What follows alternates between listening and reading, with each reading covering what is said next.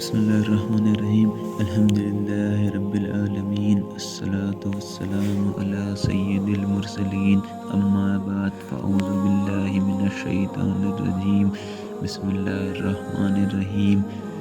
رسول کو رشتوں سے پکارنا۔ رسول کے رشتہ دار رسول کو اپنا رشتہ جوڑ کر پکاریں، ایسا کیوں ہے؟ اس کو سمجھنے اور سمجھانے کے لیے میں ایک مسئلہ پیش کرتا ہوں، ذرا غور سے سنیے۔ جس وقت کوئی امام امامت کے لیے مصلی پر کھڑا ہوتا ہے تو اس کے پیچھے مقتدیوں میں امام کا باپ، امام کا دادا، امام کا بھائی، امام کا بیٹا بھی ہوتا ہے، مگر مسئلہ یہ ہے کہ ہر مقتدی نیت باندھتے وقت یہی کہے گا کہ اقتدیت بہذا الامام، یا اردو میں کہیں کہ پیچھے اس امام کے۔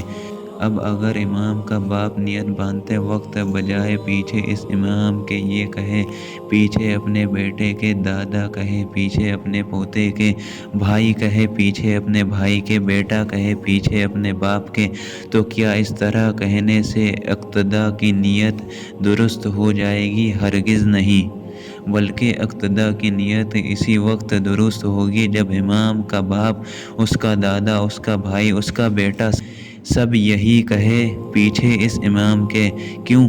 اس لیے کہ امام جب امامت کے مصلی پر کھڑا ہوگا تو اب اس کو کسی رشتے سے یاد کرنا جائز ہی نہیں ہے، بلکہ ہر شخص کے لیے اس کا اتنا ہی قریب رشتہ دار کیوں نہ ہو، اس کا امام ہی کہنا لازم ہے۔ تو اس طرح جب خدا نے اپنے حبیب صلی اللہ علیہ وآلہ وسلم کو ساری عالم کا امام بنا کر رسالت کے مصلی پر کھڑا کر دیا تو سارے عالم کو، اگرچہ وہ رسول کے کتنے ہی قریب رشتہ دار کیوں نہ ہوں، اب انہیں رسول ہی کہنا پڑے گا، اور یا رسول اللہ کہہ کر ہی انہیں پکارنا ضروری ہوگا۔ یا یوں سمجھ لو کہ ہائی کورٹ کا جج یقیناً کسی کا باپ، کسی کا بیٹا، کسی کا پوتا یا کسی کا بھائی کورٹ میں کرسی کی عدالت پر بیٹھ گیا تو اب ہر شخص اس کو جج صاحب ہی کہے گا۔ اگر عدالت میں اس کا باپ یا دادا، بیٹا کوئی مقتدا لے کر جائے گا تو ان سب کو بھی اس رویے قانون جج صاحب ہی کہہ کر پکارنا پڑے گا۔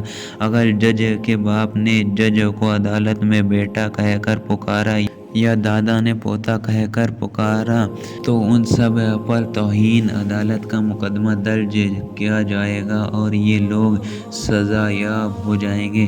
اسی طرح جب اللہ نے اپنے محبوب صلی اللہ علیہ وسلم کو رسالت کی اعلیٰ مسنت فروز فرما دیا اور اس کو رسول کے معزز عہدہ سے سرفراز فرما دیا تو اب رسول کے رشتہ دار ہوں یا غیر رشتہ دار، ہر ایک پر فرض ہے کہ انہیں رسول ہی کہے اور انہیں یا رسول اللہ ہی کہہ کر پکارے۔ اگر کوئی انہیں بھائی یا بھتیجا ہی کہہ کر پکارے گا تو یقیناً اس کو اللہ کی عدالت اس کو مجرموں کے کٹگھرے میں کھڑا کر دے گی اور سزا دے گی۔